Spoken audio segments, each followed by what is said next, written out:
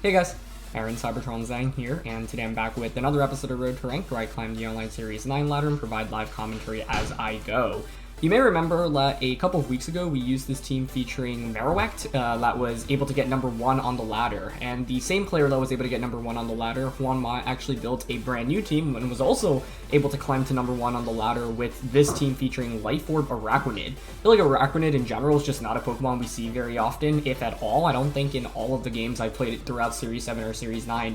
Can't really remember facing it more than at best maybe like one time. So definitely a very underutilized Pokemon in the format right now, and you know, it's a very strong Trick Room Sweeper. This is just Liquidation, Leech Life, Poison Jab, and Protect. So the idea is you can obviously max it, set up Trick Room via Porygon 2, deal huge amounts of damage. The other cool thing is that you can actually max Ooze to boost the special attack of Pokemon like Porygon 2. Porygon 2 is actually, you know, a decently strong special attacker at the end of the day as well. So the rest of the team is pretty standard. We've seen classic AV Celesteela, Swords Dance Salon Landorus, Focus Sash, Max Speed Amoonguss. I actually really love that, and fun fact, back in VGC 2011, Max Speed Amoonguss was like one of my favorite sets to run. If you get 2 speed boosts onto it, so I ran it with Tornadus and Tailwind, it actually reaches a speed stat of 180, which is enough to outspeed things like the Genies, for example. So that's kind of fun. So one thing you can obviously do is boost Amoonguss' speed via Max Airstream from either the Landorus or the Celesteela if you max either, and then finally Regieleki. Araquanid in general is just also kind of unique in terms of typing, right? You don't really see that many bug types in the format, certainly not water bug, and you know, max Flutterby is not a max move that you see very frequently because bug types aren't very good, but Araquanid is a very strong bug attacker in general, and should you max the Araquanid, the Flutterby can actually be really valuable into potential special attackers and drop their special attack as well. So ideally, you know, we get Trick Room up, try to sweep with Araquanid, but Araquanid is just kind of one piece of the equation with this team, as Celesteela and Landorus are very strong sweepers as well. So huge thank you to Juanma or JMOdri for the team. Details are in the description below, as well as his Twitter. And yeah, thank you to you all as always for watching. If you enjoy, please share support by leaving a like. I'd really appreciate it, and let's get started. Alright, getting into the first match of the day. What do we got here? Garchomp, Charizard, Celesteela, Grim, Lapras. Okay. Pretty cool to see Lapras. Araquanid's definitely not bad here. It's not like amazing either, but I think it certainly could be a pretty solid max option. I mean, I think we can actually choose to use like non-max Araquanid and a max Celesteela in this matchup, especially because we're Assault Vest here. What I am a little bit nervous about though is probably Whimsicott Charizard lead, because you could fake Tears. If I fake Tears, that's actually really scary. Huh. So I actually almost want to go the Trick Room route anyway. For example, Porygon, Amoonguss, Araquanid. For the last one, all of these are decent, but they all also feel slightly weird. Like, Aleki would be a really strong pick if my opponent didn't have Whimsicott, but the problem with Whimsicott is if they set up Tailwind, they just outspeed Aleki, right? And then Aleki just gets one shot. So I'm almost leaning towards Celesteela here, because I feel like Celesteela and Araquanid are just our best max options into this matchup. Yeah, it's pretty decent as a wall, and if my opponent, like, you know, sets up the Sun via Whimsicott, I could even just, you know, do even more damage with Celesteela. So yeah, I'm gonna play with the slower components with this team, because I feel like my opponent can obviously outspeed me should they choose to with the potential Tailwind stuff. Now, Whimsicott could obviously have access to Taunt as well, but because we have the Focus Sash and Amoonguss, if you're leading Whimsicott plus an attacker, Amoonguss can take an attack, right? And if I end up sporing into like a Pokemon that maxes turn 1, that's really good for us. It is Whimsicott Charizard. Okay, so that was the lead I was thinking of, and normally, I don't know, you would think, hey, AV Celesteela, like, it can be decent, but it's very likely the Whimsicott does have something like a Sunny Day, or Fake Tears, right? And so Celesteela probably still gets crushed there anyway. Man, I almost want to just max Porygon here, because I feel like Whimsicott having the Taunt is, like, so obvious.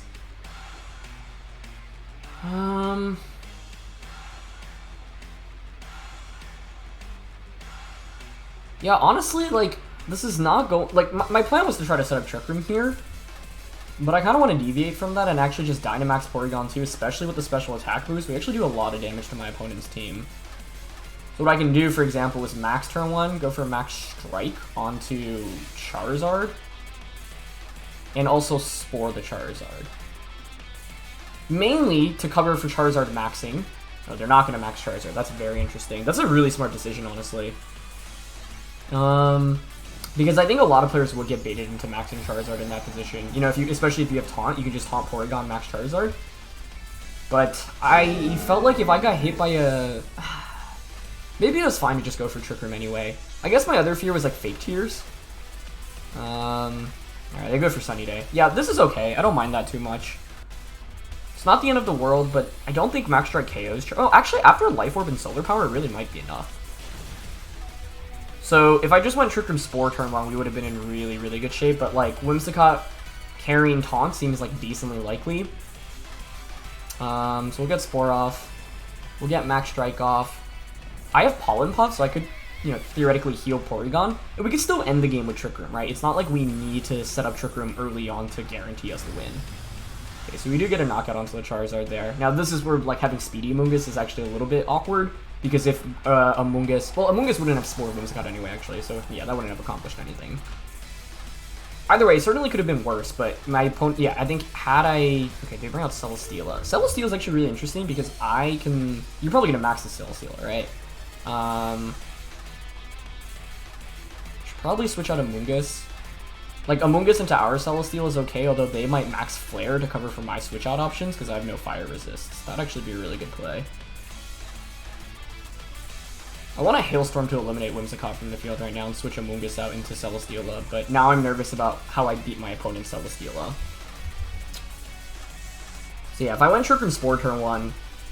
Oh, that's interesting that they switch out Whimsicott. That's actually into Grimmsnarl, okay. So they don't have any offense outside of Celesteela. Now this turn's really critical. Did they go for a max and Flare specifically? That is their best play, so if they identified that, things can definitely get awkward pretty quickly. Now, with Grimmsnarl, obviously I have to worry about Trick, Screens, but yeah, the main thing here is that my opponent's damage output is only coming from Celesteela and Charizard.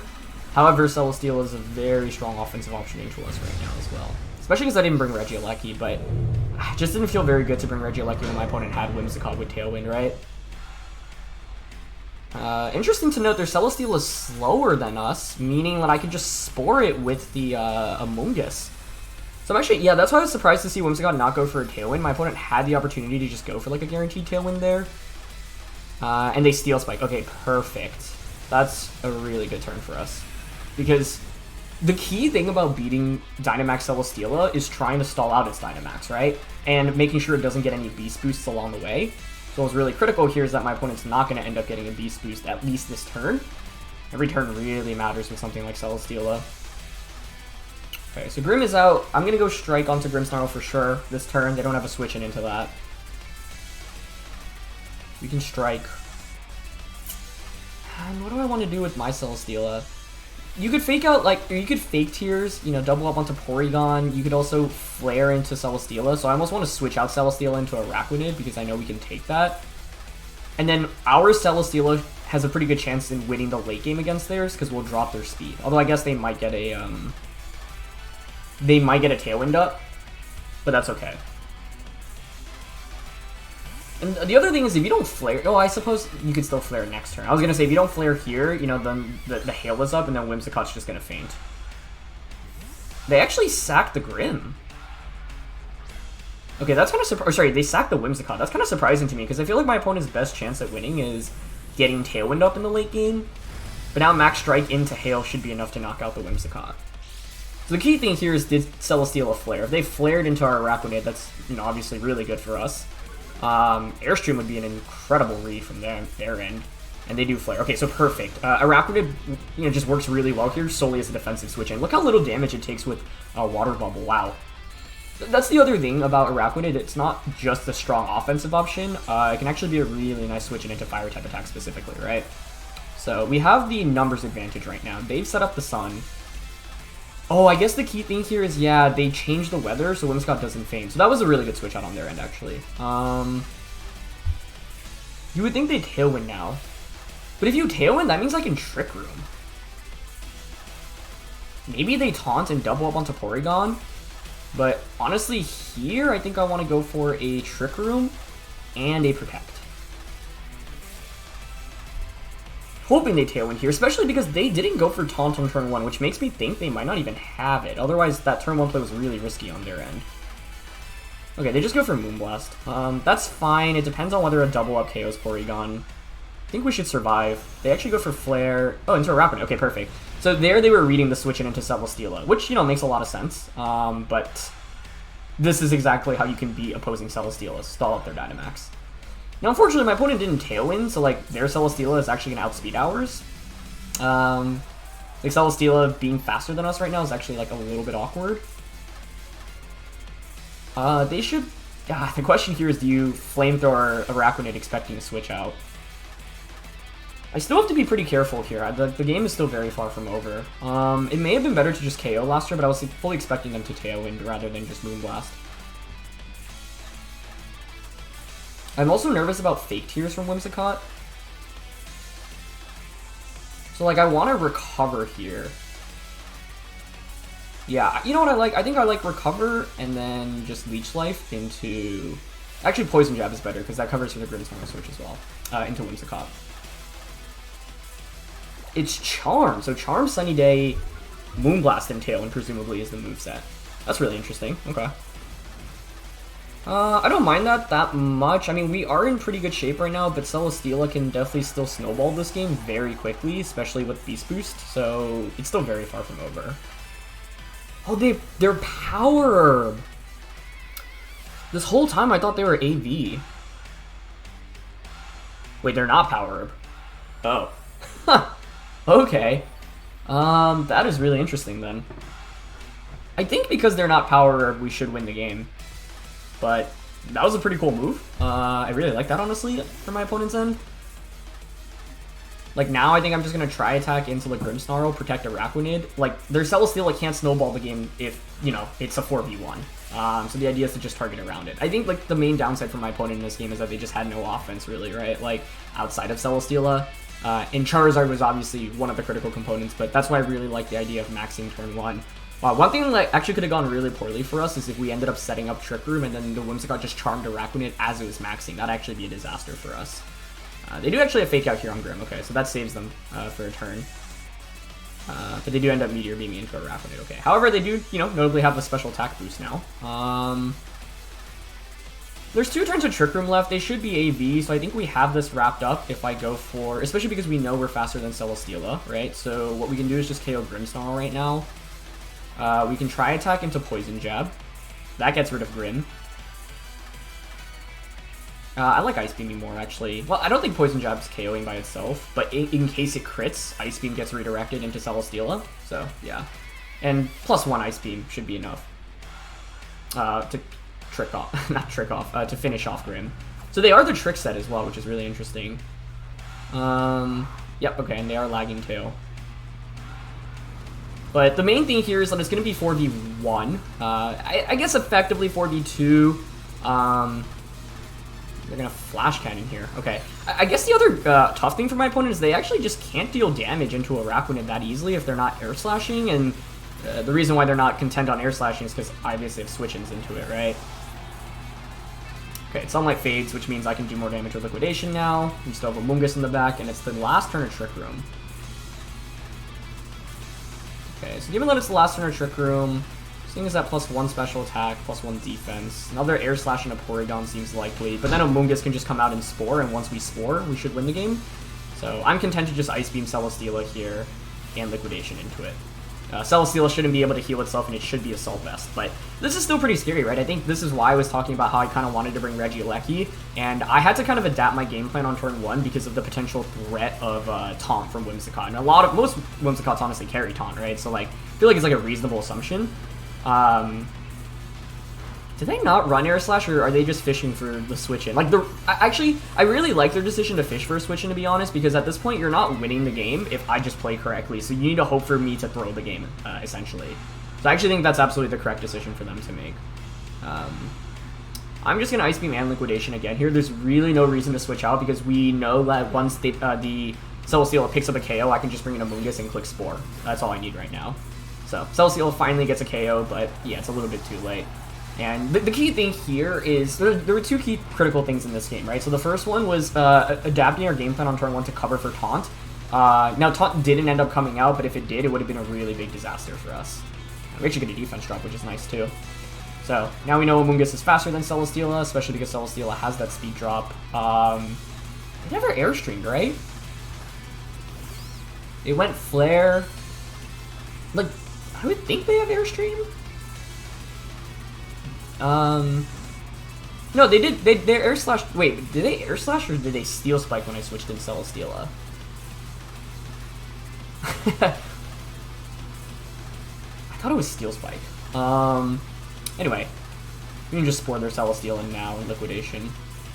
And with the defense drop too, like, even if Celesteela were faster for some really bizarre reason, I mean, there's no way they could be since we knew Amoonguss was already faster, the Liquidation would just KO anyway. So yeah, this game goes to show that you don't necessarily need to Dynamax Araquanid with this team to win, right? Regular Araquanid actually does a lot of damage, and it was actually very nice as a switch in here. In the end, Araquanid actually picked up most of the knockouts, which I certainly wasn't expecting. This game definitely did not play out accordingly to plan, but that's why I wanted to bring both Celesteela and Araquanid, right? Hilariously enough, neither of those actually ended up being the Dynamax option, but I wanted to play flexible so that they both could be. That's one thing that's really strong about this team, by the way. I think every Mon is a good Dynamax option other than Amoonguss. Like, Porygon, you're actually going to be at maxing a fair amount of the time, especially if you get that download boost. Just try attack plus Ice Beam plus some special attack investment. Like, I'm double checking the EV spreads on Porygon. Yeah, this is the same modest 44 special attack as the Porygon that the Marowak team with this creator built a while back also had, right? So, yeah. Overall, like, Araquanid, even with the charm, still was able to finish off a lot of the Pokemon. I guess it didn't knock out the Grimmsnarl, but it did a ton of damage to put it in KO range. And the main thing for my opponent was that they, by bringing both Whimsicott and Grimmsnarl, limited themselves in terms of damage output. So, for example, if they had Garchomp or Lapras over the Grimmsnarl, I think it would have been a much tougher game to win, because when you have a support Pokemon out, you need it to properly support your partner Pokemon. If it doesn't, then it really just sits on the field and doesn't do very much, and we were able to take advantage of that, basically, which was really nice. But yeah, that was a pretty fun game with Araquanid. Like, it didn't hard carry the game, but it was very essential in dealing consistent damage, especially when we had Trick Room up. And, you know, like I said, if I wasn't so worried about Taunt on turn 1, like, I could have just... It's weird because I expected Whimsicott Charizard, so then my initial game plan didn't even make that much sense because it didn't cover for Taunt. And quick explanation, I mean, you might be wondering, yeah, why not Rage Powder? And of course, Whimsicott's Grass type, so it actually ignores that Rage Powder, and so it can still Taunt even if I were to Rage Powder with Amoonguss. So that's why that strategy wasn't foolproof. Either way, though, that was a really fun one, so let's get into our next game. Alright, getting into the next match here. More Celesteela stuff. I think Araquanid's pretty decent here, but Celesteela's just everywhere in the meta right now. I had a game before this one, but unfortunately my computer crashed while recording it, so hopefully no technical issues in this one. How do I want to approach this? Celesteela is really their primary max option, so like I almost want to bring a Regieleki as a potential max. I guess the question is, like, are they really going to lead Celesteela? Like, as we just saw in the last game, we have good defensive pivots to beat Steela.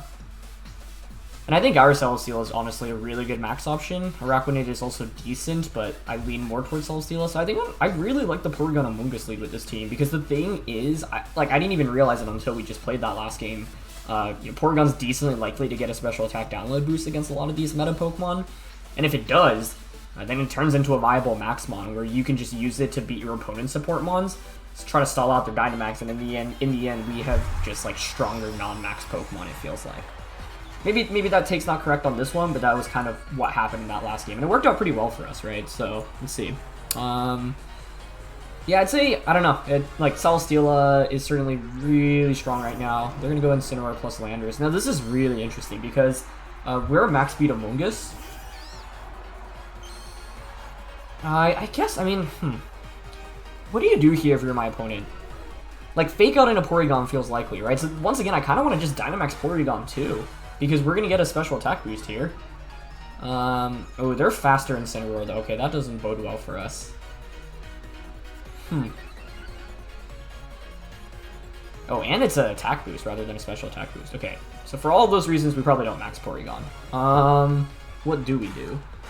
I obviously have Celesteela as a potential switch-in. It's, like, pretty risky for my opponent to max here. Honestly, because they brought both of their Intimidators out, I'm down, I think, to just Trick Room and Spore turn 1.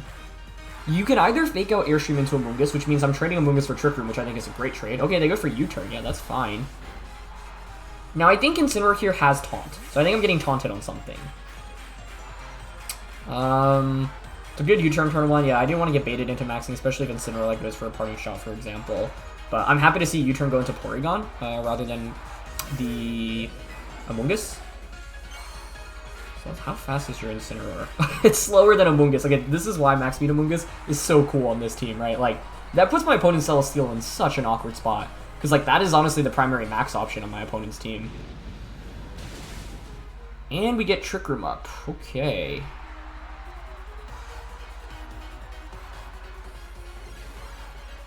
It's pretty interesting to see Burning Jealousy burn off a download boost, by the way. You don't see that every day. So, right now, my opponent has 3 Pokemon that are all really Araquanid weak, right?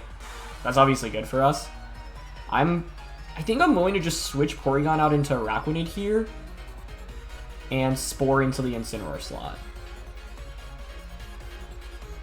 But we're faster than Incineroar, and they might just go for a Fire-type attack onto us, I guess.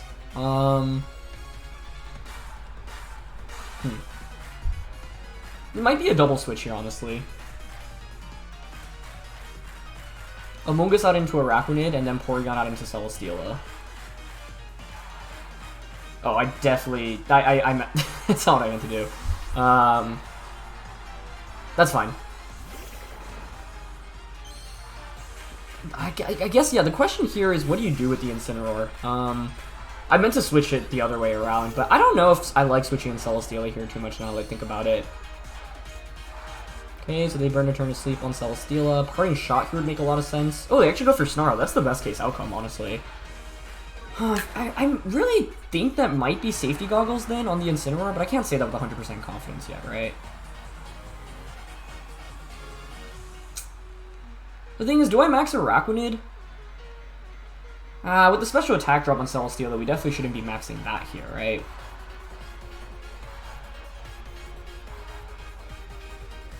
I don't love maxing right now. Like, I want to switch Celesteela back out into Amoonguss right now. The problem is, did they max Celesteela? They also could have Amoonguss as a switch-in, right? Okay, so because of that, I think I'm down to go for a Liquidation and an Air Slash here. That covers for any switch-in they have right now. Okay, they switched Celesteela out into Landorus. That makes sense. I think if we maxed, they would have KO'd, but I think with the Intimidate, they'll survive now. So let's see. The thing is, they have both of their Intimidators out on the field, and Incineroar's not doing that much damage anyway, so, like, I don't even mind the position we're in too much. Okay, Araquanid is... what? Oh my gosh. That is, that's one of the best arguments I've seen for why you should use Araquanid in this format. I didn't, with Life Orb, yeah, you know, I guess it takes it to the next step and just, you know, gets that KO, but it's obviously a huge knockout. Looks like things are lagging a little bit again, so apologies for that. Okay, Landorus and Celesteela. They only burn 1 turn of sleep on this thing as well. We are intimidated. -1 special attack doesn't mean much.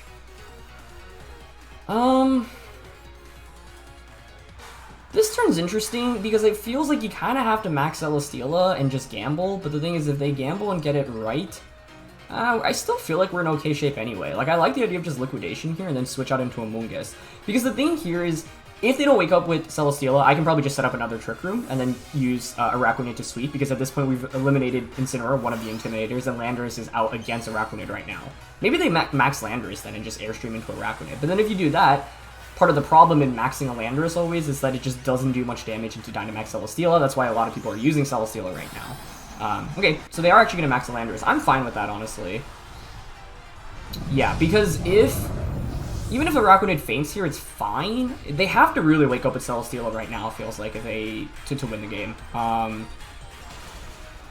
Yeah, so we could have maxed in Geyser here to get the knockout, but I wasn't super keen on that.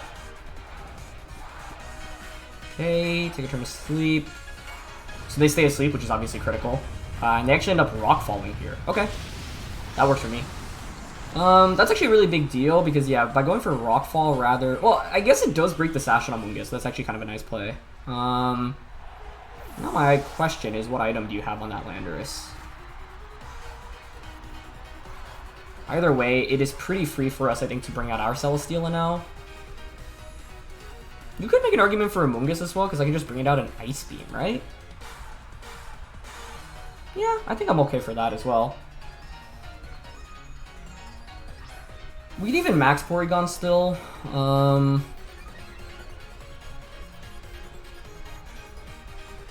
Does Ice Beam KO if they're Assault Vest? Ooh. Why not? Last turn of Trick Room. I don't love the idea of maxing here if it... what's their last one gonna be?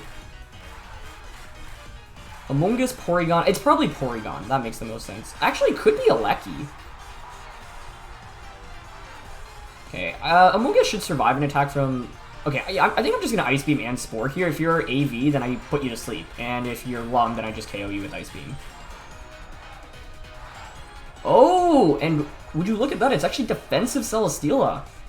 We've seen so many like AV Celesteelas and Meteor Beam, just AV or Power sets, or even Life Orb or Weakness Policy that I like honestly haven't seen a defensive Celesteela in so long. But honestly, what won us the game, there were two things that were critical for us in this game. The fast Amoonguss getting the Spore off as my opponent switched in. Also, they kind of just ignored Amoonguss on turn 1, which makes sense. Like, my opponent was probably expecting me to protect Amoonguss to avoid, like, Fake Out plus Airstream turn 1. But the thing was, I was willing to trade Amoonguss because it guaranteed a Araquanid safely under Trick Room. So turn 1, my opponent honestly did not have a play that could cover for all of my options. That's why I felt pretty good about our position. And in the end, it paid off really, really well for us because they didn't even go for, like, the worst-case scenario for us. And even in the worst-case scenario, like, that's kind of how you want to approach Pokemon VGC ideally. Like, put yourself, like, ideally when you start the game, you're in a position where you don't necessarily need to rely on like outplaying your opponent. You rely instead on just finding plays that work no matter what your opponent does, right? Like that's the dream. So we still have our Dynamax left. We can go into Steela now, Spore into the Porygon slot, and then we can just max our Celesteela and snowball this game really quickly. The Porygon is scary, but doesn't do that much damage. Plus we have Pollen Puff with Amoonguss, so we can actually keep healing ourselves, which is really nice. Pollen Puff's, not exactly the rarest move on Amoonguss, but I feel like you just don't get to see it actually coming out too frequently. And then being like a defensive Celesteela is really nice for us here as well. I was nervous if they woke up, like air/flinched or crit the Amoonguss last turn, things could have gotten a little bit dicier, but I think now we should be in really good shape. So, sleeps were obviously really helpful in this game, and given how Spore weak my opponent's team is, I really think the Incineroar was safety goggles, but I can't say that with like 100% confidence yet. Okay, what do we want to do here?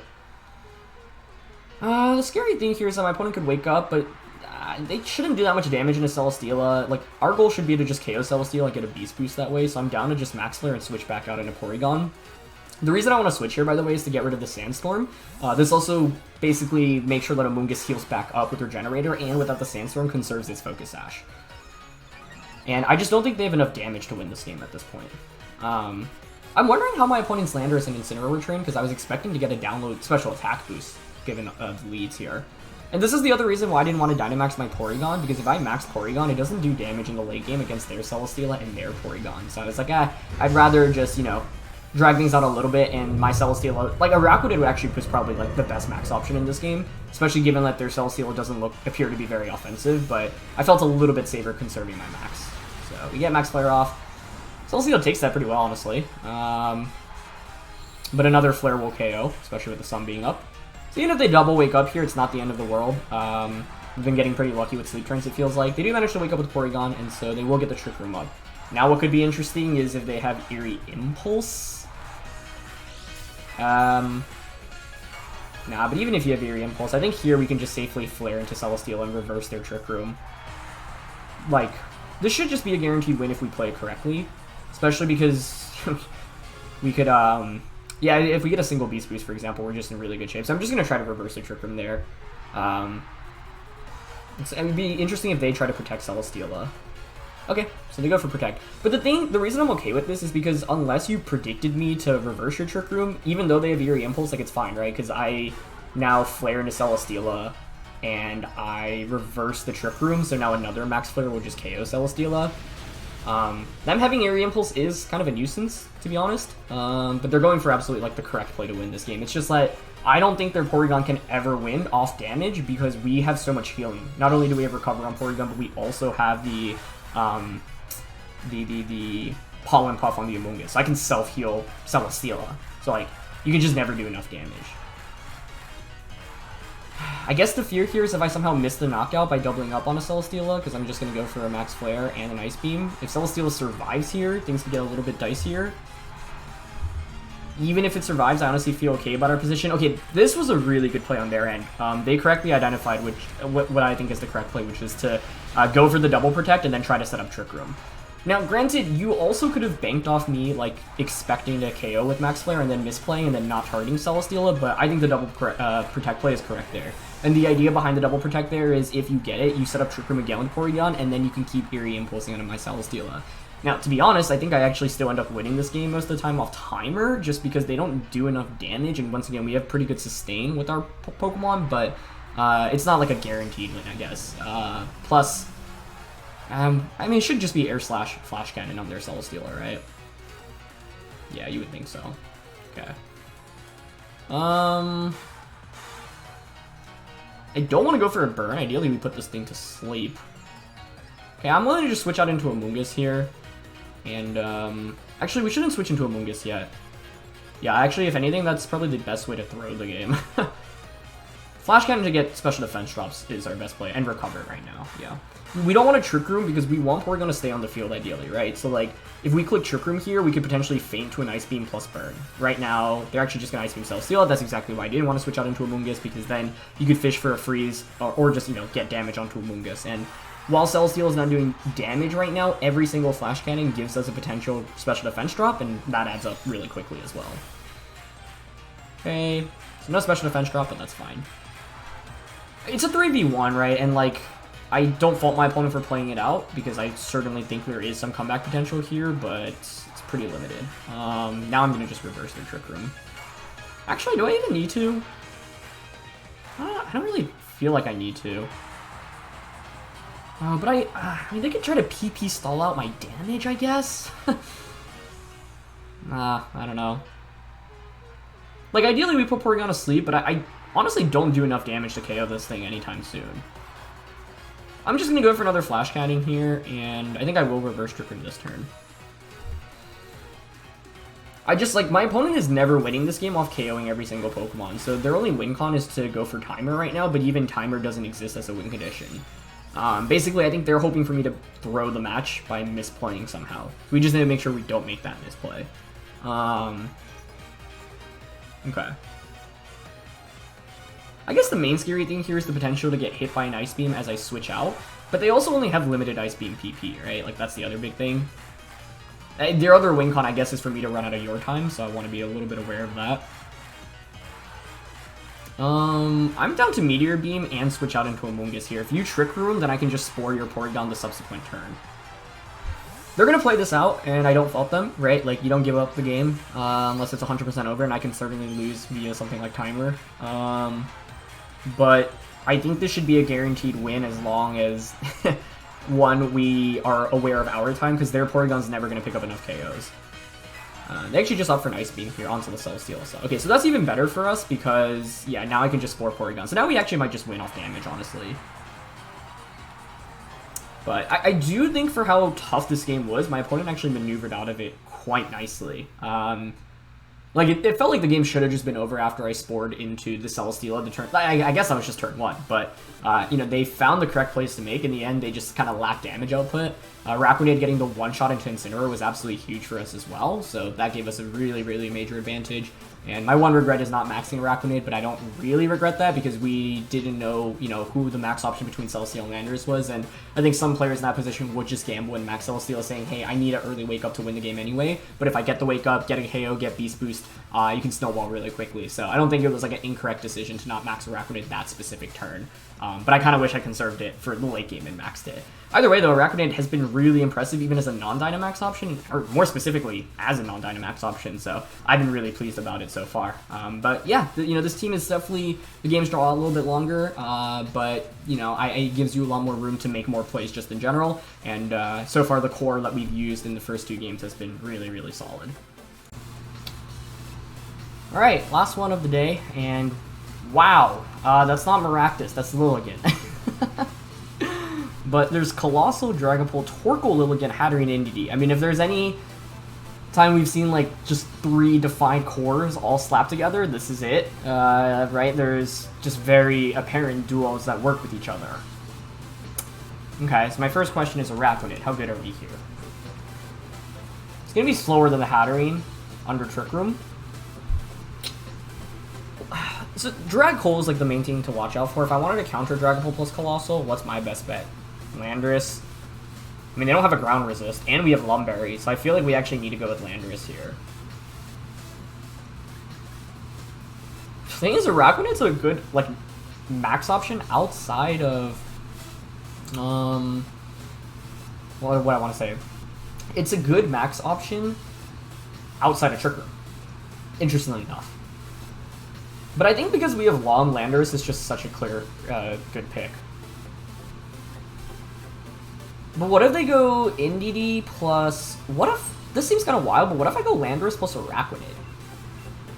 If you go Indeedee Hat, I could go for, like, a max Bug.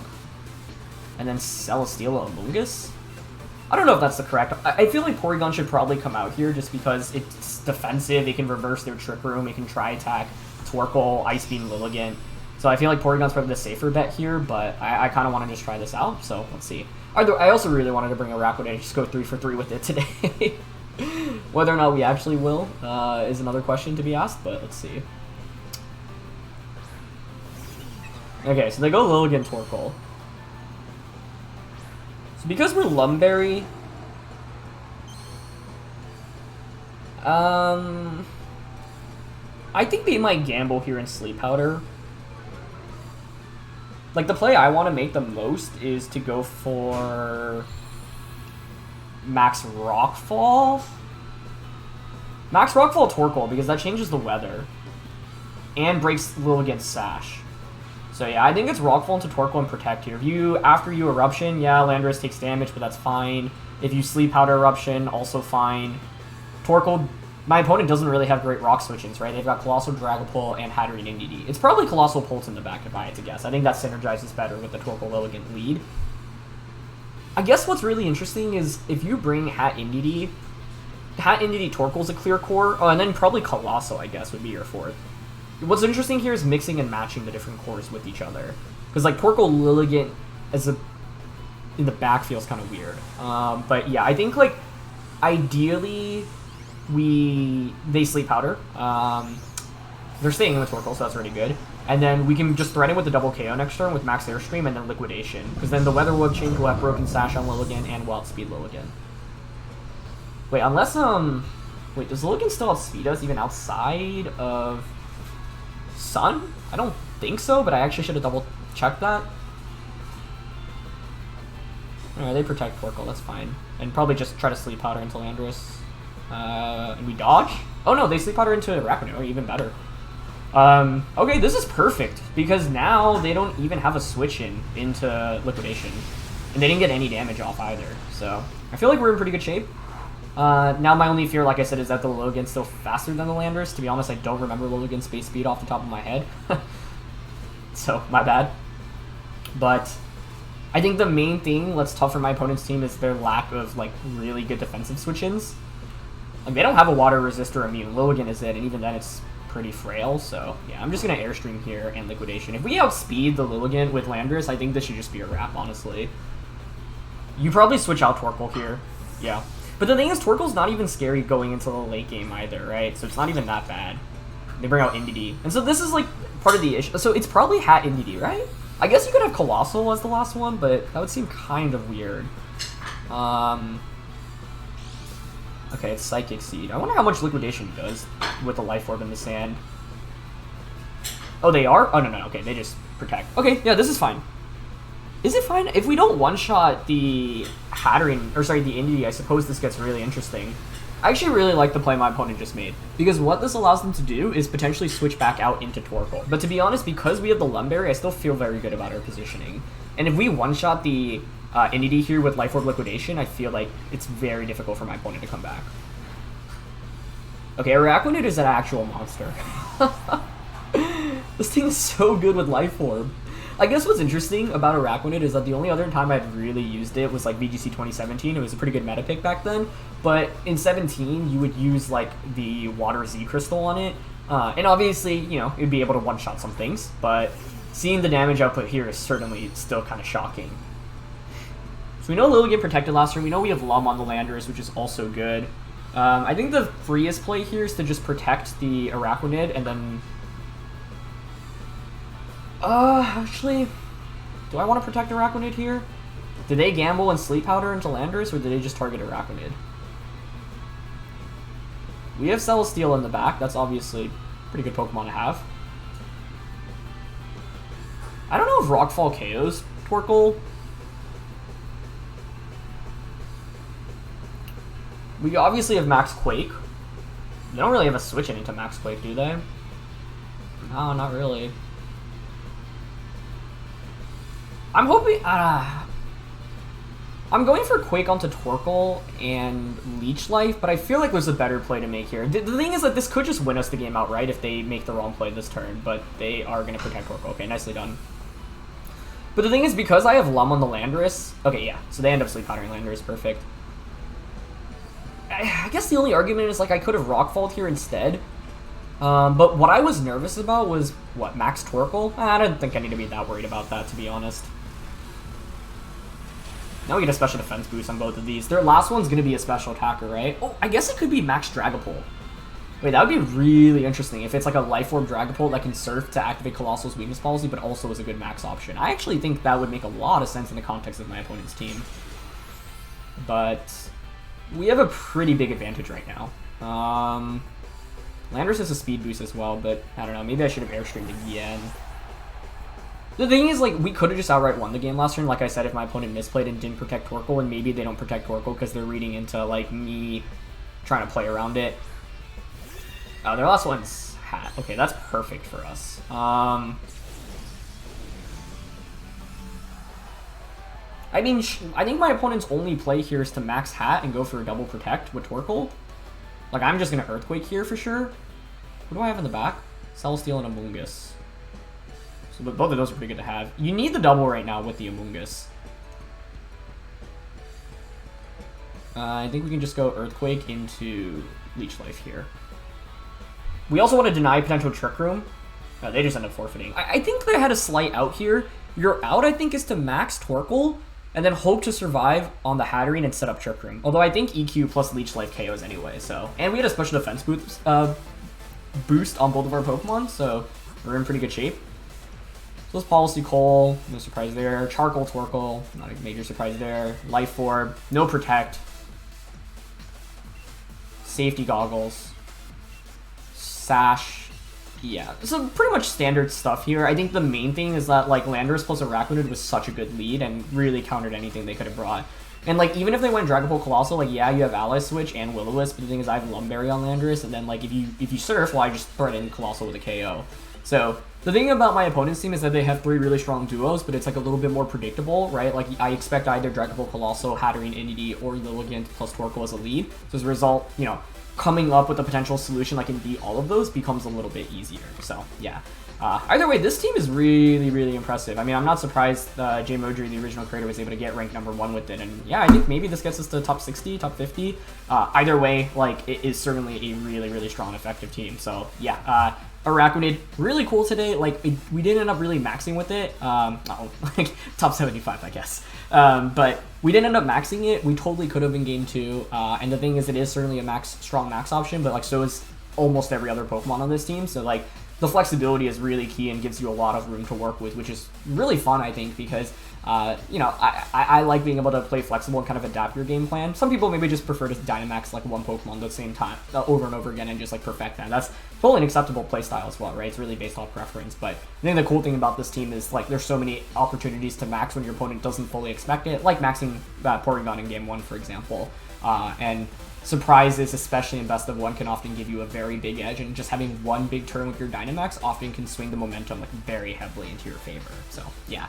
Anyway, that's going to be it for this one. So thanks so much as always for watching. Go check out JMOdri, the original creator of the team, down in the description below, and huge congrats to him for getting #1 on the ladder with this team once again.